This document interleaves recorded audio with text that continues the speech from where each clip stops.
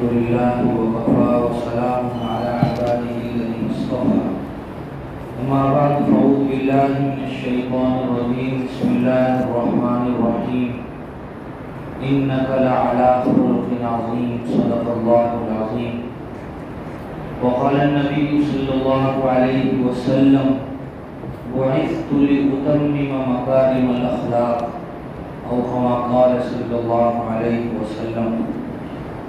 محترم بزرگوں، دوستوں، میرے دینی اور ایمانی بھائیوں، اللہ تبارک و تعالیٰ کا بہت بڑا انعام اور احسان ہے کہ اللہ تعالیٰ نے ہم سب کو اپنے حبیب پاک صلی اللہ علیہ وسلم کی تعریف والی مجلس میں بیٹھنے کی توفیق عطا فرمائی۔ میرے بھائیوں، یہ ہمارے لیے بہت بڑی سعادت ہے اور خوش بختی ہے کہ ہم اس نبی دو جہاں صلی اللہ علیہ وسلم کی تعریف و توصیف اور گنگان میں مشغول ہیں، مصروف ہیں کہ جس کے طفیل اللہ تعالیٰ نے اس ساری کائنات کو بسایا ہے اور سجایا ہے۔ بار بار ہم سنتے ہیں کہ اگر رسول اللہ نہ ہوتے تو یہ دنیا کا سارا نظام نہ ہوتا، سورج نہ ہوتا، چاند نہ ہوتا، دن رات کا یہ نظام نہ ہوتا، یہ کنکمے نہ ہوتے، یہ روشنیوں کے منارے نہ ہوتے، کچھ نہ ہوتا اگر جناب نبی کریم صلی اللہ علیہ وسلم نہ ہوتے۔ یہ تو اس کملی والے کے طفیل ہے جو آج ہم سب اللہ تبارک و تعالیٰ کی اتنی زبردست اور عظیم نعمتوں سے لطف اندوز ہو رہے ہیں۔ اس پر ہمیں اللہ تعالیٰ کا بے حد و حساب شکر ادا کرنا چاہیے۔ جناب نبی کریم صلی اللہ علیہ وسلم کی تعریف اور توصیف کرتے ہوئے اور حضور اکرم صلی اللہ علیہ وسلم کی شان میں قصیدہ خوانی کرتے ہوئے دنیا سے بہت سارے لوگ رخصت ہو گئے۔ ہم اور تم تو کسی فہرست میں نہیں ہیں۔ ایسے ایسے لوگ جنہوں نے ہوش سنبھالنے کے بعد سے مرنے تک صرف اور صرف حضور صلی اللہ علیہ وسلم کی حدیثوں کو دوسروں تک پہنچایا، پڑھایا۔ بہت سارے لوگوں نے حضور کی سیرت کو، حضور کی بائیوگرافی کو لکھا، اور بہت سارے لوگوں نے حضور کی شان میں اشعار کہے۔ پوری زندگیاں ان کی حضور صلی اللہ علیہ وسلم کی شان کو بیان کرتے ہوئے گزر گئی۔ وہ بھی کیا کہتے ہوئے دنیا سے رخصت ہو گئے۔ ایک فارسی شاعر کا ایک شعر ہے، دفتر تمام گشت وہ بپایا رسید عمر، یعنی ساری کاپیاں ختم ہو گئی اور ہماری عمر ڈھل گئی۔ ماں ہم چنا در اول بس گماندہ ہیں، لیکن ابھی بھی ہم بالکل حضور کی تعریف کے پہلے ہی مرحلے میں ہیں۔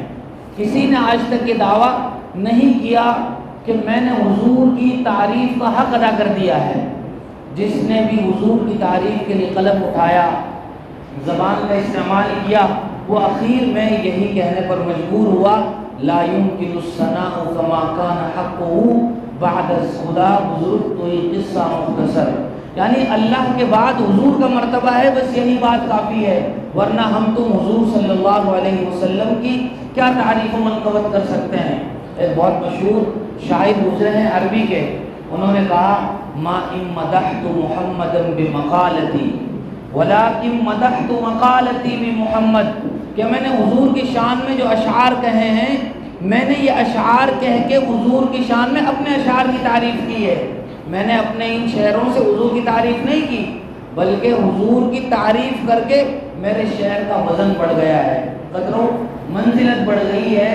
تو اللہ تبارک و تعالیٰ کا ہم پر یہ بہت بڑا انعام اور احسان ہے کہ اس نے اسی حضور کی سیرت کو سننے کے لیے، سمجھنے کے لیے ہمیں یہاں مل بیٹھنے کی توفیق عطا فرمائی۔ حضور اکرم صلی اللہ علیہ وسلم کے بارے میں ہم سب کا یہ عقیدہ ہے اور ہم سب کا یہ مسلمہ اصول ہے گویا کہ اس روئے زمین پر سب سے بڑا مرتبہ وہ جناب نبی کریم صلی اللہ علیہ وسلم کا ہے۔ یوں تو حضور سے پہلے اس دنیا میں بہت سارے پیغمبر آئے، بہت سارے رسول آئے، لیکن حضور اکرم صلی اللہ علیہ وسلم اپنے سے پہلے آئے ہوئے تمام نبیوں کے سردار، اور اللہ تعالیٰ نے اس کا تذکرہ قرآن کریم میں بار بار کیا ہے۔ اور ہمیں جگہ جگہ پتہ چلتا ہے کہ حضور سے اللہ کس درجہ محبت کرتے ہیں۔ کسی کہنے والے نے کہا کہ حضور کی شان کی عظمت اور بلندی کے لیے یہی بات کافی ہے کہ اللہ نے حضور کو اپنا محبوب بنایا ہے، اللہ نے حضور کو اپنا محبوب بنایا ہے، اور اللہ تبارک و تعالی نے حضور کو رحمت للعالمین بنایا ہے۔ وما ارسلناک الا رحمت للعالمین۔ ہم دیکھیں کہ حضور سے پہلے جو انبیاء علیہ السلام تشریف لائے، یوں تو وہ بھی اپنی جگہ انتہائی اہمیت اور عظمت کے حامل تھے، روح زمین کا کوئی انسان ان کے مرتبے کو نہیں پہنچ سکتا، لیکن اللہ تعالیٰ نے ان کے مقابلے میں حضور کا وزن بڑھا دیا ہے، اور جگہ جگہ اس کے اشارات ملتے ہیں۔ ہم قرآن کریم کی جب تلاوت کرتے ہیں تو بار بار ہم دیکھتے ہیں نبیوں کے نام آتے ہیں۔ جتنے بھی نبیوں کے نام قرآن کریم میں آئے ہیں، ان کو جب اللہ تعالیٰ نے پکارا ہے تو ان کے نام کے ساتھ پکارا ہے۔ حضرت آدم علیہ السلام سب سے پہلے پیغمبر اور نبی ہیں، اللہ تعالیٰ نے ان کو پکارا یا آدم اسکن۔ یا کا مطلب ہوتا ہے عربی میں کیا؟ اے آدم علیہ السلام۔ جس طرح ہم کسی کو بلاتے ہیں تو کہتے ہیں ادھر آؤ، اے فلاں ادھر آؤ، تو عربی میں یا کہا جاتا ہے۔ تو اللہ تعالیٰ نے حضرت آدم علیہ السلام کو پکارا یا آدم اسکن انت وزوجک الجنہ۔ حضرت نوح علیہ السلام کو اللہ تعالیٰ نے قرآن کریم میں پکارا یا نوح انہ لیس من اہلک۔ حضرت داؤد کو نام لے کر پکارا یا داؤد انا جعلناک خلیفۃ فی الارض۔ اسی طرح حضرت زکریا کو نام لے کر پکارا یا زکریا انا نبشرک بغلام اسمہ یحییٰ۔ حضرت زکریا کے صاحبزادے حضرت یحییٰ کو پکارا یا یحییٰ خذ الکتاب بقوہ۔ بہت مشہور پیغمبر ہیں حضرت موسیٰ، انہیں پکارا یا موسیٰ ان فیہا قوما جبارین۔ حضرت عیسیٰ علیہ السلام بہت مشہور پیغمبر گزرے ہیں، حضور سے پہلے والے جو نبی گزرے ہیں انہیں بار بار اللہ تعالیٰ نے قرآن کریم میں مخاطب کیا یا عیسیٰ انی متوفیک ورافعک الی۔ تو گویا ناموں سے پکارا ہے، لیکن جب ہم سب کے آقا و مولا تاجدار مدینہ محمد عربی صلی اللہ علیہ وسلم کا نمبر آیا تو حضور کو پورے قرآن میں اللہ نے نام لے کر نہیں پکارا، بلکہ کیا کہا یا ایھا المزمل، یا ایھا المدثر، یاسین، یا ایھا الرسول، یا ایھا النبی۔ اللہ تعالیٰ نے حضور کو آپ کے لقب سے پکارا ہے۔ اس سے حضور اکرم صلی اللہ علیہ وسلم کی شان کا اندازہ ہوتا ہے۔ اسی طرح اللہ تعالیٰ نے دیگر نبیوں پر ہونے والے اعتراض کا جواب نہیں دیا، انہوں نے خود اپنی زبان سے جواب دیا ہے۔ بہت مشہور بات ہے، آپ نے سنی ہوگی کہ حضرت نوح علیہ السلام کی قوم نے ان کو کیا کہا انا لنراک فی ضلال مبین۔ اے نوح ہم دیکھتے ہیں کہ تم تو گمراہ ہو، تم تو گمراہ ہو۔ تو انہوں نے اس اعتراض کا جواب دیا یا قوم لیس بی ضلالۃ ولکنی رسول من رب العالمین۔ اے میری قوم کے لوگوں میں کوئی گمراہ نہیں ہوں، بلکہ میں تو اللہ کا بھیجا ہوا پیغمبر ہوں۔ اسی طرح دوسرے نبیوں کا حال ہے، لیکن جب بات ہمارے حضور کی آئی تو اللہ تعالیٰ نے حضور سے پہلے خود اعتراض کرنے والوں کا جواب دیا، الزام لگانے والوں کا اور تہمتیں لگانے والوں کا جواب خود دیا۔ اللہ تبارک و تعالیٰ نے قرآن کریم میں آیتوں میں اس کا تذکرہ فرمایا۔ بہت مشہور بات ہے کہ کفار و مشرکین حضور کو کہا کرتے تھے یہ تو پاگل ہے، یہ تو مجنون ہے، اس کی بات مت سننا، یہ تو اپنے آباء و اجداد کے دین سے پھر گیا ہے، کوئی سر پھرا آدمی ہے نعوذ باللہ۔ اللہ تبارک و تعالیٰ کو بڑا جلال آیا اور اللہ تعالیٰ نے اس کا انتظار نہیں کیا کہ حضور جواب دیں، خود کہا ما انت بنعمت ربک بمجنون، کہ آپ کے پروردگار کی قسم آپ مجنون نہیں ہیں، آپ پاگل نہیں ہیں۔ کفار و مشرکین نے حضور کے اوپر نازل ہونے والے قرآن کے بارے میں کہا کہ یہ کوئی شاعرانہ کلام ہے، یہ کوئی اللہ کا بھیجا ہوا کلام نہیں ہے، یہ وحی نہیں ہے، بلکہ یہ تو شاعری کا کوئی کلام ہے۔ اللہ تعالیٰ نے جواب دیا وما هو بقول شاعر، کہ کسی شاعر واحد کا کلام نہیں ہے۔ پھر انہوں نے کہا یہ کسی کائن کا کلام ہے، تو اللہ تعالیٰ نے فرمایا ولا بقول کاہن، یہ کسی کائن کا بھی کلام نہیں ہے، تنزیل من رب العالمین، یہ تو رب العالمین کا بھیجا ہوا کلام ہے جو اس نے اپنے رسول پر نازل فرمایا ہے۔ اسی طرح حضور اکرم صلی اللہ علیہ وسلم کو اس معاملے میں بھی اللہ تعالیٰ نے یہ خصوصیت اور یہ امتیاز عطا فرمایا کہ جب دوسرے نبیوں پر اللہ تعالیٰ نے سلام بھیجا تو کسی کو کہا سلام علی نوح فی العالمین، کہ نوح تم پر سلامتی ہو۔ حضرت ابراہیم کے بارے میں کہا سلام علی ابراہیم، اسی طرح سلام علی موسیٰ و ہارون، سلام علی الیاسین۔ لیکن جب بات ہمارے پیغمبر محمد عربی صلی اللہ علیہ وسلم کی آئی تو کیا کہا؟ ان اللہ و ملائکتہ یصلون علی النبی یا ایھا الذین آمنوا صلوا علیہ وسلموا تسلیما۔ اے لوگو، اے ایمان والو، اللہ اور اس کا رسول اپنے نبی پر درود بھیجتا ہے، یعنی رحمت نازل فرماتا ہے۔ پھر درخواست کی اور پھر حکم دیا بلکہ کہ تم بھی اپنے رسول پر درود و سلام بھیجو۔ تو یہ اللہ تبارک و تعالیٰ نے حضور کی گویا تکریم فرمائی ہے۔ اور اتنا ہی نہیں بلکہ جب آدمی کو کسی سے محبت ہوتی ہے تو اس محبوب سے وابستہ اور جڑی ہوئی چیزوں سے بھی آدمی کو محبت ہو جاتی ہے۔ محبت ہو جاتی ہے کہ نہیں ہو جاتی ہے؟ ہم دنیا کے ایسے ہی نام نہاد محبت کے دعوے داروں کو دیکھتے ہیں، وہ بھی اسی طرح کی باتیں کرتے ہیں، لیکن اللہ کا بندوں سے کوئی مقابلہ نہیں ہے۔ اللہ تعالیٰ نے حضور سے محبت کی ہے، حضور کو اپنا محبوب بنایا ہے، اور جگہ جگہ حضور سے جڑی ہوئی باتوں کی، چیزوں کی اللہ تعالیٰ نے قرآن کریم میں قسم کھائی ہے۔ اللہ تبارک و تعالیٰ نے حضور کی زندگی کی قسم کھائی ہے۔ اللہ تعالیٰ فرماتے ہیں لَعُمْرُكَ إِنَّهُمْ لَفِي سَكْرَتِهِمْ يَعْمَهُونَ، اے حضور آپ کی جان کی قسم، آپ کی عمر کی قسم، یعنی گویا آپ کی زندگی کی قسم، یہ لوگ تو مستیوں میں بھٹک رہے ہیں، یعنی کفار و مشرکین۔ اسی طرح اللہ تبارک و تعالیٰ نے حضور کے چہرے انور کی قسم کھائی، وَالضُّحَىٰ، آپ کی زلفوں کی قسم کھائی، وَاللَّيْلِ إِذَا سَجَىٰ، آپ کے شہر کی قسم کھائی، مکہ کی، لَا أُقْسِمُ بِهَٰذَا الْبَلَدِ، یہ محبت نہیں ہے تو اور کیا ہے؟ اور اس سے بڑھ کر اللہ تبارک و تعالیٰ نے اپنے بندوں کو یہ حکم دیا کہ میں اپنے رسول سے محبت کرتا ہوں، لہذا میں عام بندوں کو بھی اسی روپ میں دیکھنا چاہتا ہوں، اسی شکل میں دیکھنا چاہتا ہوں، انہی کے طرز زندگی کو دیکھنا چاہتا ہوں میں اپنے عام بندوں میں بھی۔ اور ہمیں کیا حکم دیا؟ ان کنتم تحبون اللہ فاتبعونی یحببکم اللہ ویغفر لکم ذنوبکم۔ اے لوگو، اللہ حضور سے کہا گیا، اے میرے حضور، میرے پیغمبر محمد عربی صلی اللہ علیہ وسلم، آپ لوگوں کو کہیے کہ اگر تم لوگوں کو اللہ سے محبت کا دعویٰ ہے تو میری اتباع کرو۔ کس کی اتباع کرو؟ یعنی حضور کی اتباع کرو۔ آج بہت سارے لوگ یہ بات کہتے ہوئے نظر آتے ہیں کہ جی اصل تو دل سے محبت ہوتی ہے، زبان سے محبت کا ہم ظاہری حلیہ ویسا نہ بنائیں تو کوئی حرج نہیں ہے، اصل تو دل سے محبت ہوتی ہے۔ لیکن ایسی بات کرنے والا آدمی بڑا بھولا ہے، بڑا بیوقوف ہے۔ اگر کوئی آدمی ہندوستان میں پاکستان آرمی کی وردی پہن لے اور وہ پھر دیش بھکتی کے پورے گنگان کرے اور یہ کہے تو میں تو دل سے پکا ہندوستانی ہوں، اسے بخشا جائے گا؟ اسے بخشا جائے گا؟ نہیں بخشا جائے گا۔ تو اللہ تبارک و تعالیٰ کو ہم بندوں سے دونوں مطالبے ہیں، ہمارا باطن بھی حضور صلی اللہ علیہ وسلم کے منشے کے مطابق ہو جائے اور ہمارا ظاہری حلیہ بھی حضور اکرم صلی اللہ علیہ وسلم کے رنگ میں رنگ جائے کہ محمد سے وفاتون ہے تو ہم تیرے ہیں، یہ جہاں چیز ہے کیا لوح و قلم تیرے ہیں۔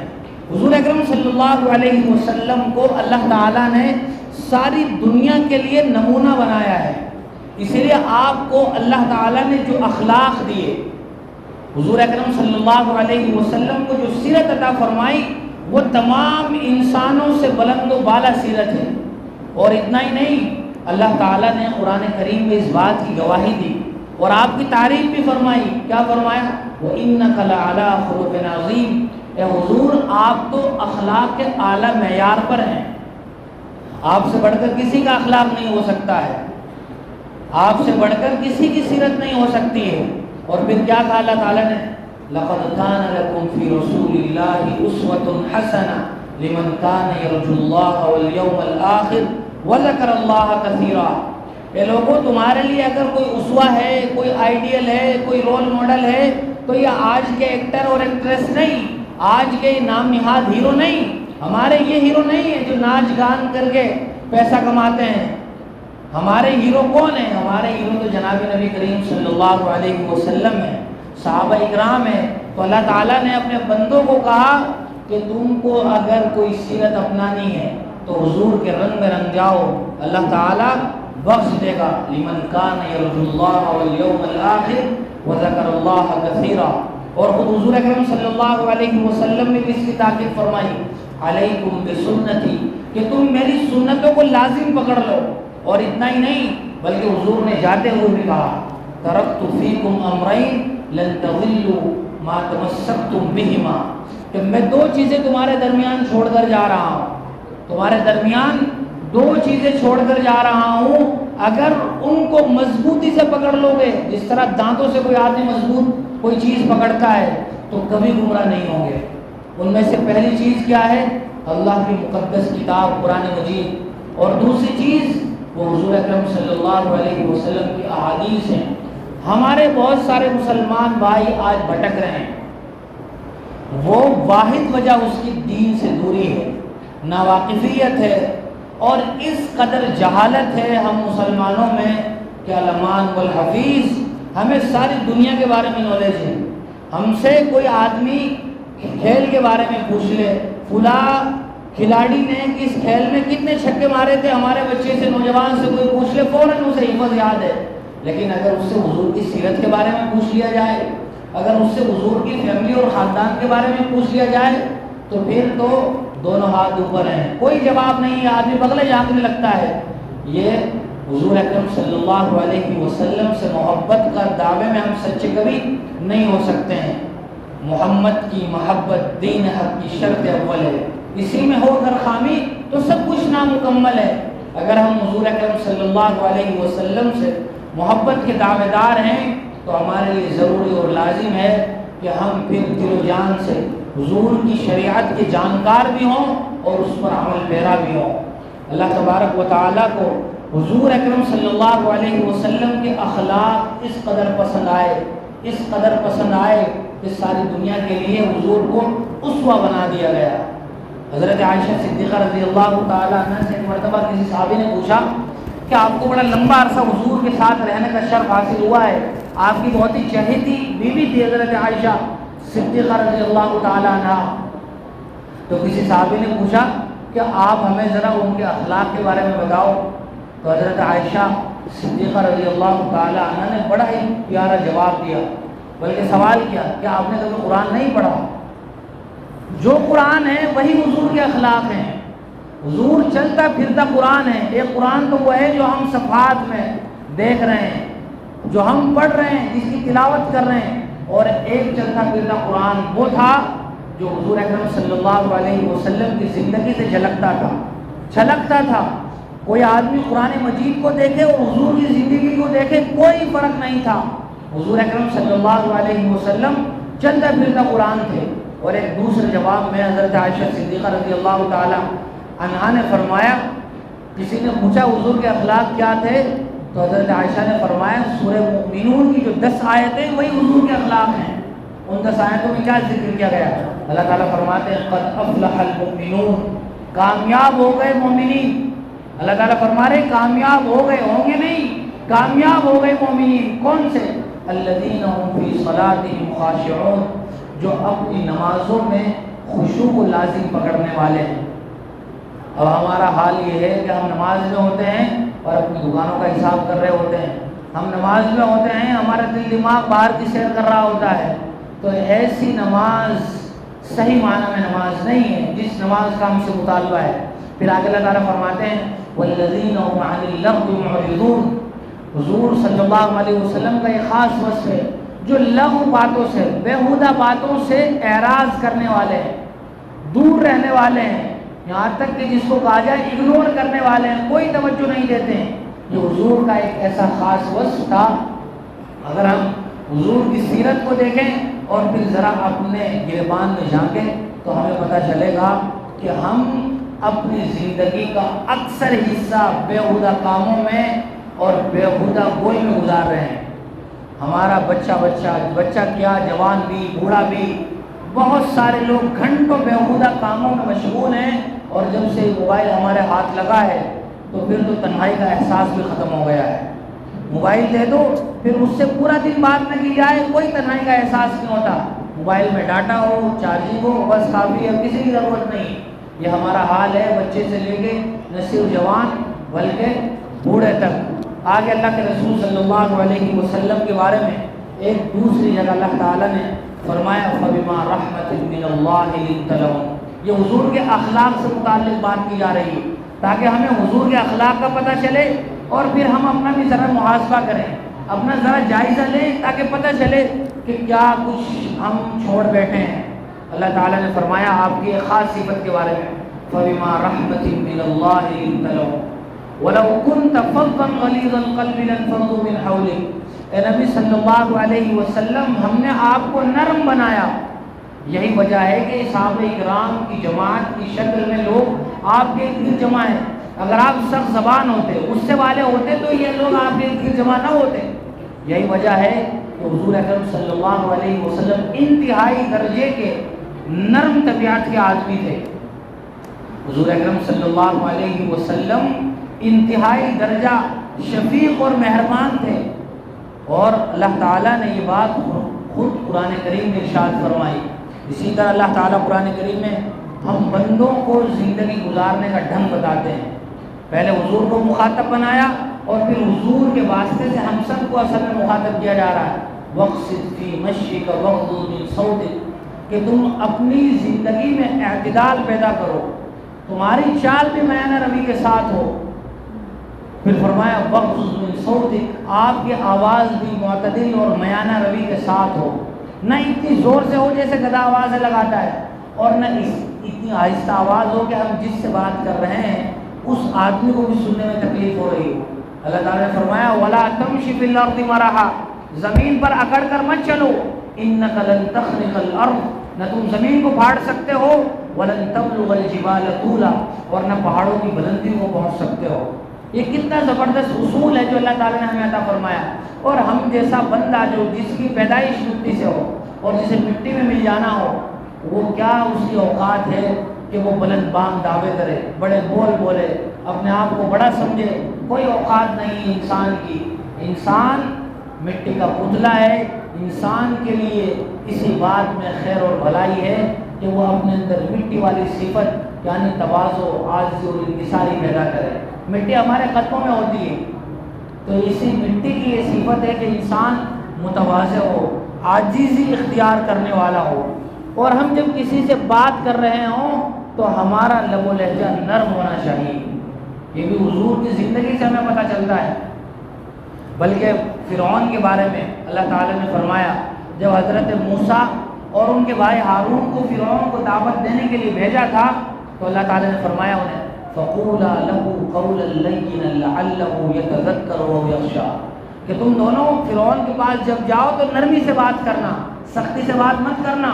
حالانکہ حضرت موسیٰ اور ان کے بھائی ہارون سے بڑھ کر کوئی خیرخواہ نہیں ہو سکتا، اور فرعون سے بڑھ کر کوئی ظالم نہیں ہو سکتا اس کوئی زمین پر، لیکن اس کے باوجود کہا گیا کہ ان کے ساتھ نرمی سے بات کرنا۔ اس سے ہمیں یہ اصول پتہ چلتا ہے کہ ہم اپنے دوستوں کے ساتھ، اپنے اولاد کے ساتھ، اپنے رشتہ داروں کے ساتھ، اپنے ملازمین کے ساتھ، اپنے ماتحت کام کرنے والوں کے ساتھ نرمی کے ساتھ بات کریں۔ اب اگر کسی ملازم سے ذرا سی بھول چوک ہو جائے، ہم سے تو گاڑی ساری ٹوٹ جائے، ڈرائیور سے ذرا سی گاڑی ٹچ ہو جائے، ماں بہنیں کر دیتے ہیں، ہماری زبان بھی قابو میں نہیں رہتی، ہمارا دماغ بھی قابو میں نہیں رہتا، اور ہم وہ تمام تر باتیں بک جاتے ہیں کہ جس کی شریعت میں کوئی گنجائش نہیں۔ اسی طرح اللہ تعالیٰ نے حضور اکرم صلی اللہ علیہ وسلم کو حکم دیا، اور آپ کے واسطے سے ہمیں بتایا گیا خُذِ الْعَفْوَ وَأْمُرْ بِالْعُرْفِ وَأَعْرِضْ عَنِ الْجَاهِلِينَ، کہ تم عفو درگزر کو لازم پکڑ لو۔ خُذِ الْعَفْوَ وَأْمُرْ بِالْعُرْفِ، اگر کسی سے کوئی غلطی ہو جائے یا کوئی آدمی ہمارے ساتھ بدتمیزی کر بیٹھے تو ہمیں اینٹ کا جواب پتھر سے دینے کے بجائے محبت اور نرمی کا مظاہرہ کرنا چاہیے۔ اللہ تعالیٰ خود قرآن کریم میں ارشاد فرماتے ہیں وَلَا تَسْتَوِي الْحَسَنَةُ وَلَا السَّيِّئَةُ، کہ برائی کا بدلہ برائی سے مت دو، برائی برائی سے ختم نہیں ہوگی بلکہ برائی کا بدلہ بھی اچھائی سے دو۔ یہاں تک کہ جب ہم کسی کو دین کی بھی دعوت دیں تو بہت سی مرتبہ آدمی دین کی دعوت بھی اس طرح دیتا ہے گویا لٹ مار رہا ہوتا ہے، تو اثر ہونے کے بجائے الٹا ریئیکشن ایسا ہوتا ہے کہ بعد وہ آدمی سننے کے بھی پھر قابل نہیں رہتا ہے۔ اللہ تعالیٰ نے ارشاد فرمایا ادعو الی سبیل ربک بالحکمت والموعظۃ الحسنہ، کہ نرمی کے ساتھ اور نصیحت کے جذبے کے ساتھ سمجھایا جائے۔ حضور اکرم صلی اللہ علیہ وسلم کے جو اخلاق تھے وہ اخلاق صحابہ اکرام کے ساتھ رویے سے پتہ چلتا ہے۔ آدمی اپنے ساتھیوں کے ساتھ جیسا رویہ اختیار کرتا ہے تو عام آدمی اسی سے پہچان لیتا ہے۔ ہم دیکھیں بہت سارے لوگوں نے محبت کے اور عشق کی داستانیں سنی ہوں گی، مجنو و لیلا و شیری و فراد ان جیسے نہ جانے کتنے لوگوں کی نام نہاد عشق و محبت کی داستانیں سنی ہوں گی، لیکن ایسی اس روئے زمین پر ایسا عشق اور ایسی محبت کسی نے نہیں کی اپنے محبوب سے جیسے صحابہ اکرام نے حضور کے ساتھ کر کے دکھائی۔ صحابہ اکرام کے واقعات ہم روزانہ سنتے رہتے ہیں، یہ تمام تر باتیں وہ ہیں جو آپ پہلے سے جانتے ہیں، صرف مذاکرہ مقصود ہے، یاد دہانی مقصود ہے، بات کو بار بار دہرانے سے بات اندر اتر جاتی ہے۔ صحابہ اکرام کے واقعات ہم سنتے رہتے ہیں کہ حضور پر وہ جان نشاور کرنے کے لیے ہر لمحہ تیار رہا کرتے تھے، اور حضور کی ہستی ایسی ہستی تھی، وہ دانہ سبل ختم الرسل مولائے کل، جس نے غبار راہ کو بخشا فروغ وادی سینہ، نگاہ عشق و مستی میں وہی اول وہی آخر، وہی قرآن وہی فرقان وہی یاسی وہی کہا۔ حضور نے نہ صرف یہ کہ اپنوں کے ساتھ بلکہ ان کافروں کے ساتھ اور ان ظالموں کے ساتھ بھی حضور نے رحم و کرم کا معاملہ فرمایا جو آپ کی جان دشمن تھے۔ ایسی نہ جانے کتنی داستانیں ہمیں سننے کو ملتی ہیں۔ ابو سفیان جو اسلام لانے سے پہلے دشمنان رسول کا سرغنہ تھے اور ہر لمحہ اس طاق میں رہتے تھے کہ کیسے حضور کا اس دنیا سے نام و نشان مٹا دیا جائے، لیکن جب وہ اسلام لائے تو نہ صرف یہ کہ حضور نے انہیں عزت دی بلکہ انہیں یہ درجہ دیا کہ جو ابو سفیان کے گھر میں داخل ہو جائے گا اسے بھی امان ہے، اسے بھی اس کے ساتھ بھی کوئی چھیڑ چھاڑ نہیں کی جائے گی۔ بہت مشہور واقعہ ہے، آپ حضرات نے سنا ہوگا، جب حضور مدینہ ہجرت فرما رہے تھے مکہ سے، تو مکہ کے لوگوں نے آواز لگائی اور ایک آفر نکالا کہ جو آدمی محمد کو پکڑ کے لائے گا ہم اسے 100 اونٹ انعام میں دیں گے۔ 100 اونٹ اس زمانے کے حساب سے آج کی مرسیڈیز اور فراری سے زیادہ بڑی حیثیت رکھتے تھے۔ آج جو گاڑیاں ہم سنتے ہیں لگژری کاریں، کوئی بی ایم ڈبلیو کی بات کرتا ہے، کوئی اوڈی کی بات کرتا ہے، کوئی اس سے آگے بڑھ کر بات کرتا ہے، اس زمانے میں سرخ اونٹوں کی قیمت 3 سے کہیں زیادہ ہوا کرتی تھی۔ اتنا بڑا آفر تھا کافروں کی طرف سے۔ اور جب سراقہ بن جاشم نامی آدمی اسی فراق میں گھوڑا دوڑا رہا تھا اور وہ حضور تک پہنچ گیا، اللہ تعالیٰ کی طرف سے انتظام حضور کی حفاظت کا یہ ہوا کہ اس کے گھوڑے کے پاؤں زمین میں دھنس گئے۔ اس نے حضور سے معافی تلافی کی، حضور نے معاف کر دیا۔ جب اس کے گھوڑے کے پاؤں زمین سے نکلے پھر اس نے حضور کے ساتھ وہی حرکت کرنے کی کوشش کی، پھر یہی ہوا اس کے ساتھ، بالآخر حضور نے اسے بھی معاف کر دیا، حالانکہ اس پر قابو پایا جا سکتا تھا۔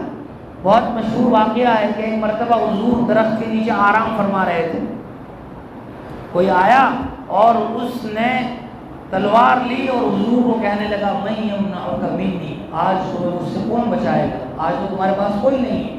اللہ کے رسول صلی اللہ علیہ وسلم نے بہت ہی اطمینان کے ساتھ، ایمان والے کے بعد جب ایمان ہوتا ہے اور اس کے دل و دماغ میں رچا بسا ہوتا ہے پھر وہ کبھی کسی سے نہیں ڈرتا ہے، وہ کسی سے نہیں ڈرتا ہے، چاہے وقت کا کتنا ہی بڑا فرعون اور ظالم کیوں نہ ہو، کیونکہ اس کے پاس ایمان جیسی عظیم دولت ہے، اور حضور سے بڑھ کر تو پکا سچا مومن کوئی نہیں ہو سکتا۔ اس نے کیا کہا حضور سے، میں یمنعک منی، آج تمہیں مجھ سے کون بچائے گا، صحابہ بھی موجود نہیں ہیں، تو اللہ کے رسول نے فرمایا مجھے اللہ بچائے گا۔ پھر بعد میں کیا ہوا، حضور صلی اللہ علیہ وسلم نے ہاتھ میں تلوار لی اور کہا اب بتا تجھے کون بچائے گا، بہرحال حضور نے اسے بھی معاف فرما دیا۔ اسی طرح ہندہ کا نام بہت سارے ساتھیوں نے سنا ہوگا، حضور کے بہت ہی محبوب چچا حضرت حمزہ رضی اللہ تعالی عنہ کا اس نے جو حشر کیا تھا وہ بیان کرنے کے بھی قابل نہیں ہے۔ حضور کو اتنا دکھ ہوتا تھا کہ حضور صلی اللہ علیہ وسلم کے آنکھوں سے آنسو جاری ہو جایا کرتے تھے۔ اتنا دلدوز واقعہ تھا کہ حضرت حمزہ رضی اللہ تعالیٰ عنہ کا ناک کاٹ کر گلے کا ہار بنوایا تھا اس حضور اکرم صلی اللہ علیہ وسلم نے اس ہندا کو بھی معاف کر دیا، اور جس آدمی نے نیزہ مارا تھا وحشی، جب وہ ایمان لایا حضور نے اسے بھی معاف کر دیا تھا۔ یہ حضور کے اغیار کے ساتھ، غیروں کے ساتھ یہ گویا رحم و کرم کے سلوک تھے۔ اسی لیے کہا جاتا ہے آیا نہ کوئی مگر رحمت عالم بن کر، آئے دنیا میں بہت پاک مکرم بن کر، آیا نہ مگر کوئی رحمت عالم بن کر۔ اور حضور اکرم صلی اللہ علیہ وسلم کے اخلاق کا اندازہ تو ہم فتح مکہ سے لگائیں، جب مسلمان لمبے عرصے کے بعد اپنے وطن شہر مکہ میں فاتحانہ شان کے ساتھ داخل ہو رہے تھے۔ حضرت سعد رضی اللہ تعالیٰ عنہ عسکری ترنگ اور فوجی دھن میں نعرہ لگا رہے تھے کہ آج تو بدلے کا دن ہے، آج پچھلے تمام مظالم کا بدلہ لیا جائے گا۔ جن مشرکوں نے اور جن غیروں نے مکہ میں رہتے ہوئے ہمارے ساتھ بدترین سلوک کیا تھا، ہمارے لوگوں پر ظلم کیا تھا، آج ہم یہاں داخل ہو رہے ہیں، آج سب کا بدلہ لیا جائے گا۔ لیکن قربان جائیے محمد عربی صلی اللہ علیہ وسلم پر آپ نے فرمایا آج بدلے کا دن نہیں ہے، آج تو رحم و کرم کا دن ہے، الیوم یوم المرحمہ، آج تو رحم و کرم کا دن ہے۔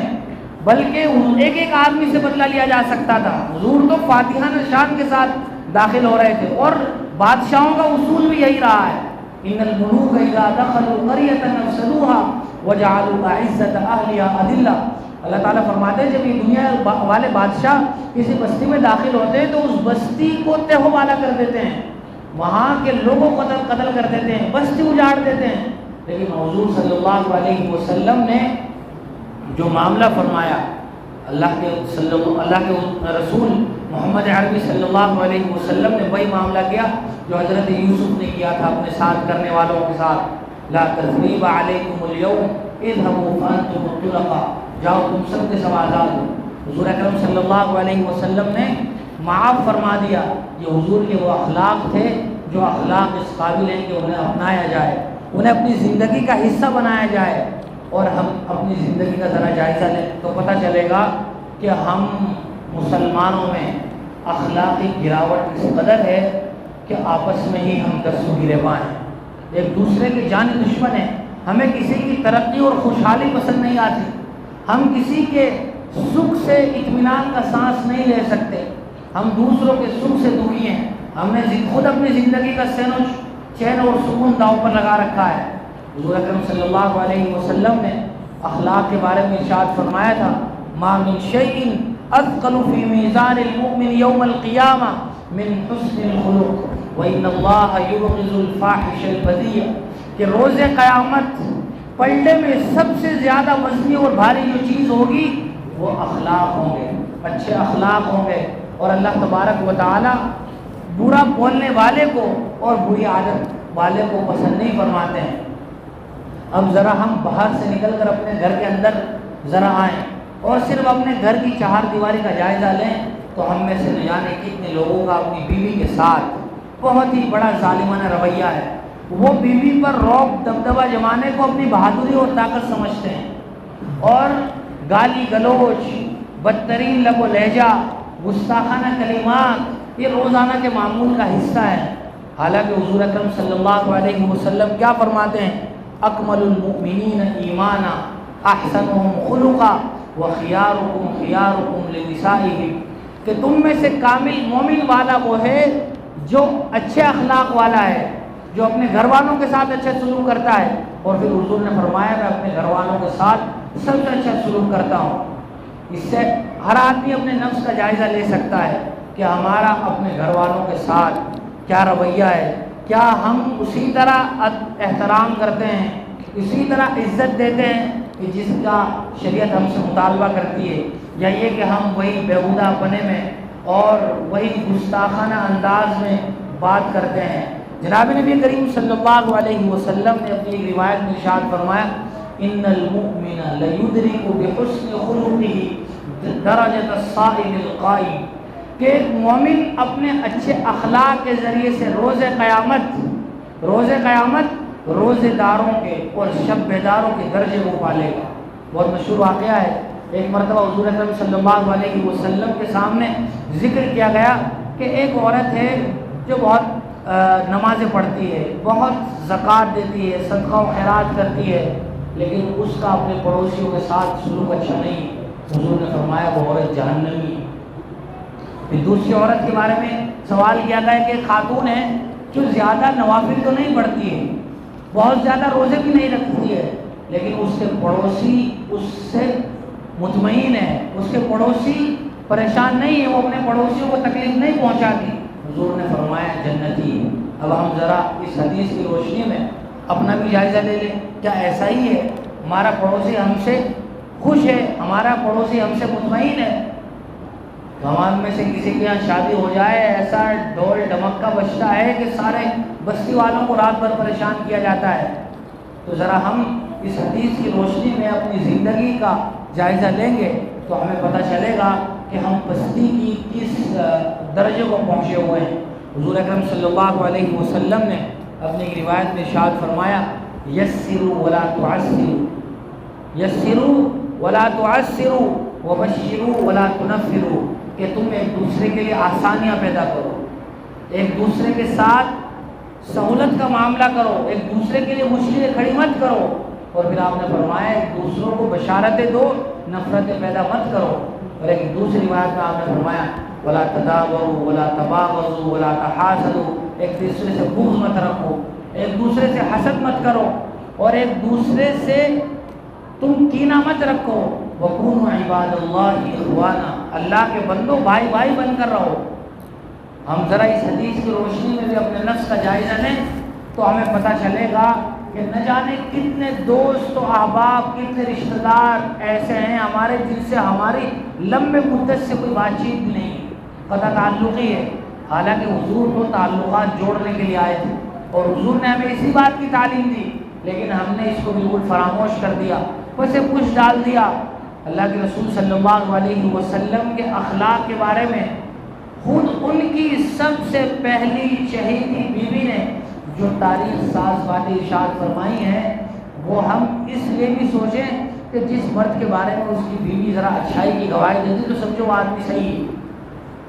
حضور اکرم صلی اللہ علیہ وسلم پر جب سب سے پہلی وحی نازل ہوئی، بہت مشہور واقعہ ہے، حضور غار حرا میں تشریف فرما تھے اور آپ پر وحی نازل ہونا شروع ہوئی، اقرأ باسم ربک الذی خلق، جو سب سے پہلی وحی تھی حضور پر اور آپ کی طبیعت پر اس وحی کا اس قدر اثر ہوا کہ آپ وہاں سے آئے اور بڑے گھبرائے ہوئے، ڈرے سہمے ہوئے۔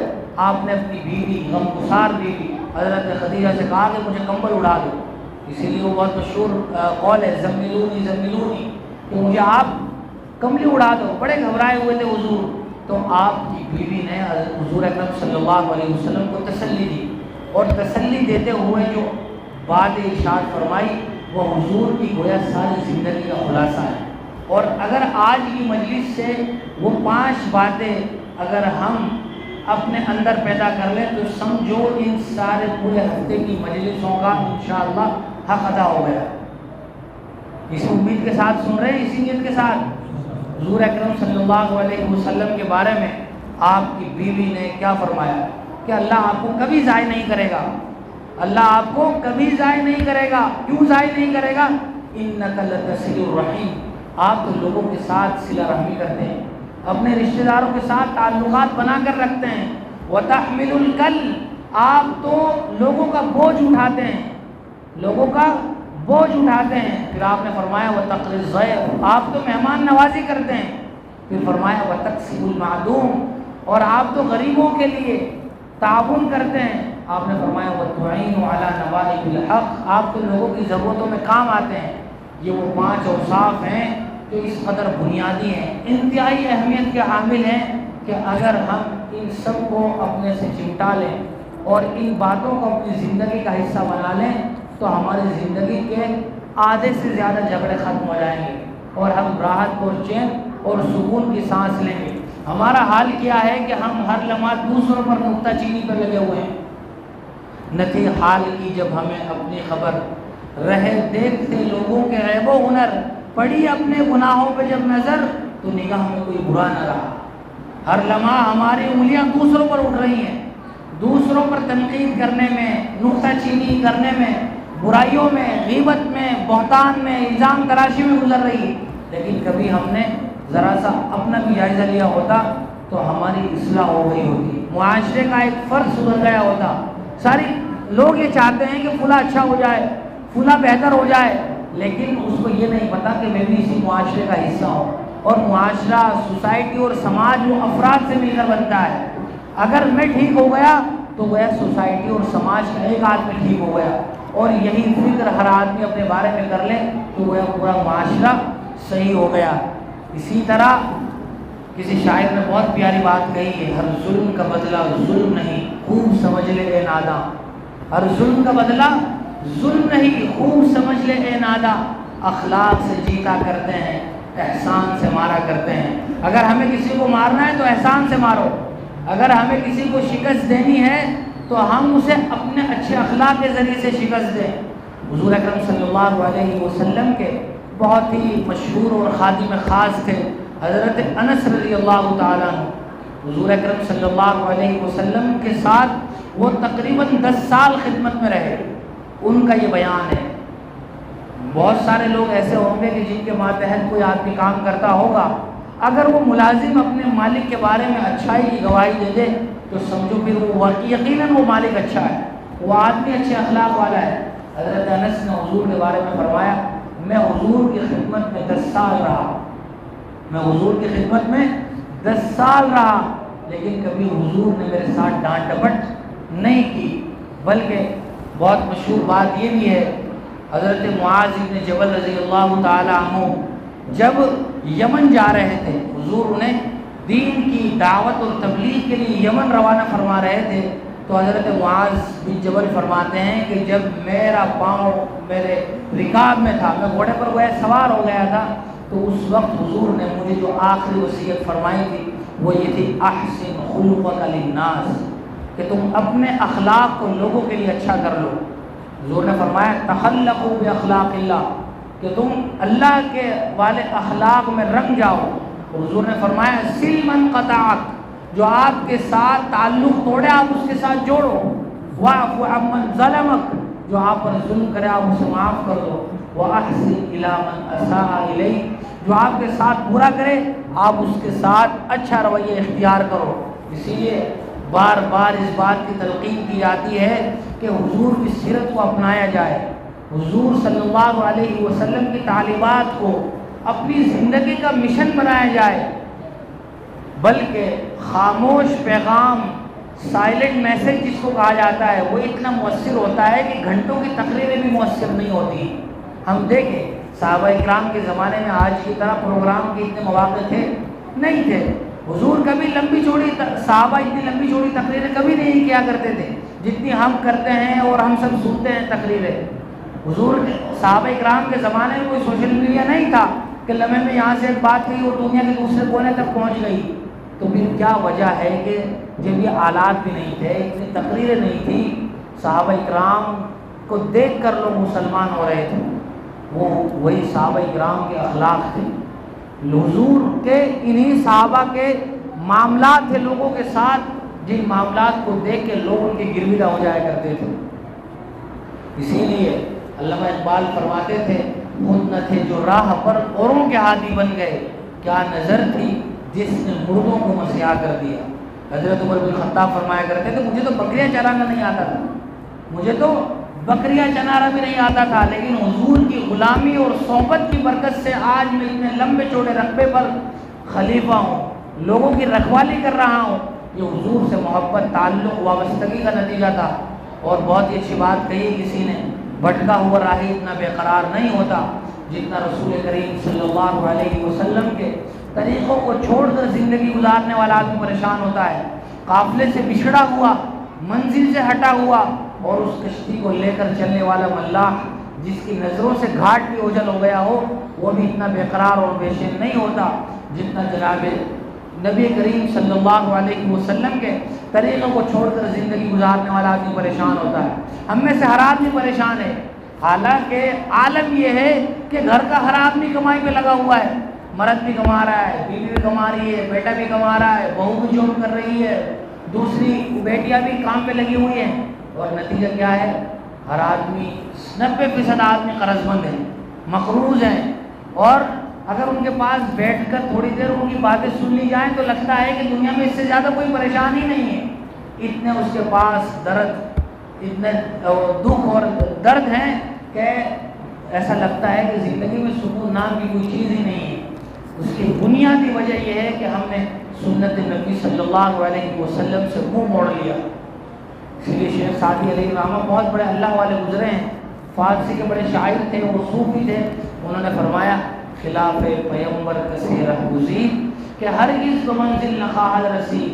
جو شخص بھی رسول کریم صلی اللہ علیہ وسلم کے طریقوں کے خلاف زندگی گزارے گا وہ کبھی بھی منزل مقصود پر نہیں پہنچ سکے گا، کبھی بھی اسے اپنی مراد نہیں پوری ہوتی ہوئی نظر آئے گی، کیونکہ اس نے اس شخصیت سے اور اس ہستی سے کنارہ کر لیا جس ہستی کے ساتھ جڑنے میں اللہ تعالیٰ نے مدد اور نصرت کے وعدے فرمائے ہیں۔ حضور کی ایک حدیث ہے، بس اس پر بات ختم کروں گا انشاءاللہ۔ حضور نے بات ارشاد فرمائی کہ ایک زمانہ آئے گا، یہ بھی حضور کا ایک زندہ معجزہ ہے، حضور کا یہ زندہ معجزہ ہے، اور حضور کی اس طرح کی احادیث کو سن کر اور پڑھ کر انسان کا ایمان بڑھتا ہے، اضافہ ہوتا ہے، تازہ ہوتا ہے۔ حضور نے جو باتیں آج سے 1400 سال پہلے ارشاد فرمائی تھی وہ آج ہم سب کی نگاہوں سے دیکھ رہے ہیں۔ ایسی بہت ساری باتیں ہیں، وہ ایک لمبا موضوع ہے، لیکن صرف یہ ایک روایت اگر ہم دیکھ لیں تو ہمیں اندازہ ہوگا کہ ہم اس حدیث کی روشنی کا بالکل صحیح مصداق ہیں۔ حضور نے فرمایا تھا یوشک ان تداعی الامم کما تداعی الاکلۃ الی قصعتها، ایک زمانہ آئے گا کہ لوگ مسلمانوں پر اس طرح ٹوٹ پڑیں گے جیسے بھوکے کھانوں کے کٹوروں کی طرف دوڑ پڑتے ہیں، ٹوٹ کے پڑتے ہیں۔ بھوکے کو اگر کھانا مل جائے تو اس کے لیے کس قدر بہتاب ہوتا ہے۔ اور پھر صحابہ اکرام نے اس بات پر سوال فرمایا او من قلت نحن یومئذ یا رسول اللہ، صحابہ اکرام کو تعجب ہونا ہی تھا، کیونکہ صحابہ اکرام تو اپنی تعداد کے کم ہونے کے باوجود پورے علاقے پر حاوی تھے۔ تو صحابہ اکرام نے اسی لیے تعجب کے ساتھ سوال کیا کہ یا رسول اللہ ایسا کیا اس لیے ہوگا کہ ہم تعداد میں کم رہ جائیں گے؟ حضور نے جو بات ارشاد فرمائی وہ ذرا دل کے کانوں سے سننے کے قابل ہے۔ حضور نے فرمایا ایسا نہیں ہے، مسلمانوں کی تعداد کہیں زیادہ ہوگی لیکن وہ وہن کا شکار ہو گیا ہو۔ حب الدنیا و کراہیت الموت، کیا فرمایا؟ وہن کیا ہے؟ دنیا کی محبت اور موت سے نفرت۔ حب الدنیا و کراہیت الموت۔ آج اگر ہم اپنی زندگی کا جائزہ لیں اور اپنے گرد و پیش کا اور اپنے ملک کا اور ساری دنیا کے حالات کا مطالعہ کریں، روزانہ کی خبریں ہم سن رہے ہیں، آج کل اس سوشل میڈیا کے دور میں کوئی آدمی ناواقف نہیں ہے، سب جانتے ہیں ہمارا جو مذاق اڑ رہا ہے اور ہماری جانوں کے ساتھ جو کھلواڑ ہو رہا ہے، عزتوں کو جو تار تار کیا جا رہا ہے یہاں بھی اور باہر بھی، الامان والحفیظ، ہم پستی کے آخری درجے میں ہیں، اور اس کی واحد وجہ یہ ہے کہ ہم نے شریعت اسلامیہ سے منہ موڑ لیا، سنت نبی صلی اللہ علیہ وسلم سے روگردانی کی، نتیجہ یہ ہوا جو آج ہم بھگت رہے ہیں۔ اور اگر ہماری یہی صورتحال رہی تو پھر نتیجہ جو ہوگا وہ ہم سوچ بھی نہیں سکتے ہیں۔ اس لیے بہت ہی اہم موقع ہے ہمارے پاس، اور ان مجلسوں کی برکت سے ہمیں سوچنے کا، سمجھنے کا موقع ملتا ہے، ورنہ اس دوڑتی بھاگتی زندگی میں آج کسی کے پاس فرصت نہیں ہے، چپراسی سے لے کے بڑے تک کسی کے پاس فرصت نہیں ہے، بھاگم بھاگ ہے، ایسا لگتا ہے کہ بس چلاؤ ہے۔ تو اگر ایسی ان مبارک مجلسوں میں بیٹھنے کا اگر ہمیں موقع مل رہا ہے تو وہی اللہ تعالیٰ کی طرف سے ہمارے لیے بہت اچھا ذریعہ ہے، ہمیں کچھ سوچنے سمجھنے کا موقع مل رہا ہے، ہمیں سننے کی توفیق مل رہی ہے۔ ہو سکتا ہے کہ اس اللہ والے کی زبان سے کوئی ایسی بات نکل جائے جو ہمارے دل کو دستک دے اور جو ہماری اصلاح کا اور سدھار کا ذریعہ ہو جائے۔ ابھی یہاں کوئی سیاسی آدمی آیا ہوتا تو سارا گاؤں اس کے پیچھے ہوتا، اتنے اعلانات کے باوجود بھی یہ حالت ہے تو ہم اندازہ کر سکتے ہیں، لیکن پھر بھی غنیمت ہے اور ہم کو اس پر اللہ تعالیٰ کا شکر بھی ادا کرنا چاہیے۔ اور مفتی صاحب نے جو اس پروگرام کا انعقاد کیا ہے اور اس کا انتظام کیا ہے، ہمیں ان کا شکر گزار بھی ہونا چاہیے کہ ہمیں اللہ کی اور اس کے رسول صلی اللہ علیہ وسلم کی مبارک باتیں سننے کا اور سنانے کا موقع مل رہا ہے۔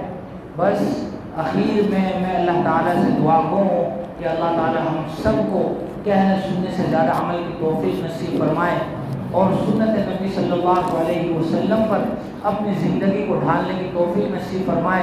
حضور سے صحابہ جیسا عشق اور صحابہ جیسی محبت اللہ تعالیٰ ہم سب کو نصیب فرمائے۔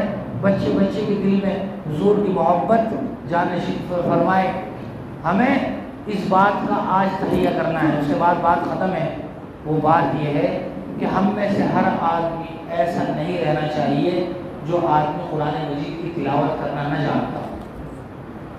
ہم میں سے کوئی بوڑھا، کوئی جوان، کوئی بچہ ایسا نہیں رہنا چاہیے کہ وہ قرآن کریم کی تلاوت کرنا نہ جانتا۔ ذرا ہم اپنے گھروں کا یا اپنے محلے پڑوس کا جائزہ لیں تو ہماری مائیں فجر سے پہلے اٹھ جاتی ہیں، چاہے وہ فجر کی نماز نہ پڑھیں، لیکن فجر 5 بجے اٹھ جاتی ہیں۔ کیوں؟ انہیں اپنے بچوں کو تیار کرنا ہے، ان کا لنچ تیار کرنا ہے، بریک فاسٹ تیار کرنا ہے، ان کی ڈریس لگانی ہے، یونیفارم پہنانا ہے، ان کے جوتے سیدھے کرنے ہیں، اس میں لگ جاتی ہیں، چاہے ان کی جو فجر کی نماز فوت ہو جائے۔ بچے دوپہر میں آتے ہیں تو ماں پہلے سے تیار ہوتی ہے اس کا کھانا بنا کر کہ میرا بچہ آئے گا کھانا کھائے گا، چاہے ظہر کی نماز فوت ہو جائے۔ بچہ آتا ہے تھوڑی دیر آرام کرے یا نہ کرے، ٹیوشن کا انتظام ہو جاتا ہے، وقت ہو جاتا ہے، پھر وہ ٹیوشن چھوڑ کے آتی ہے یا یہ کہ لے کے آتی ہے اور اس کے انتظام میں لگ جاتی ہے، پھر بچہ آتا ہے پھر ہوم ورک کروانے میں لگ جاتی ہے۔ سارا 24 گھنٹے کا ہمارا جو یہ وقت ہے کس حالت میں گزرا ہے؟ کیا ہمارے پاس یا اپنے بچوں کے لیے 24 گھنٹوں میں کوئی ایسا وقت ہے کہ جو ہم نے قرآن کریم کے لیے خاص کر رکھا ہو؟ کوئی ہے ایسا وقت؟ یہ سوال ایسا ہے جو ہم کو اپنے سب سے پوچھنا چاہیے، اپنے آپ سے پوچھنا چاہیے۔ اللہ تعالیٰ نے بہت مبارک موقع دیا ہے، فرصت کے لمحات دیے ہیں، ہمیں اس کو غنیمت جانتے ہوئے قدر کرنی چاہیے۔ اور ہم میں سے کوئی گھر ایسا نہیں رہنا چاہیے کہ جس گھر کے بچے مسجد میں، مکتب میں، مدرسے میں پڑھنے نہ جاتے ہوں اور وہ قرآن مجید نہ سیکھ رہے ہوں۔ یہی قرآن مجید کی تلاوتیں ہمارے لیے اس دنیا سے جانے کے بعد بہت بڑھیا ذریعہ ہوں گی اور اللہ تعالیٰ کے یہاں بخشش کا ذریعہ ہوں گی۔ اللہ تعالیٰ مجھے بھی آپ کو بھی عمل کی توفیق نصیب فرمائے۔ وآخر دعوانا ان الحمد للہ رب العالمین۔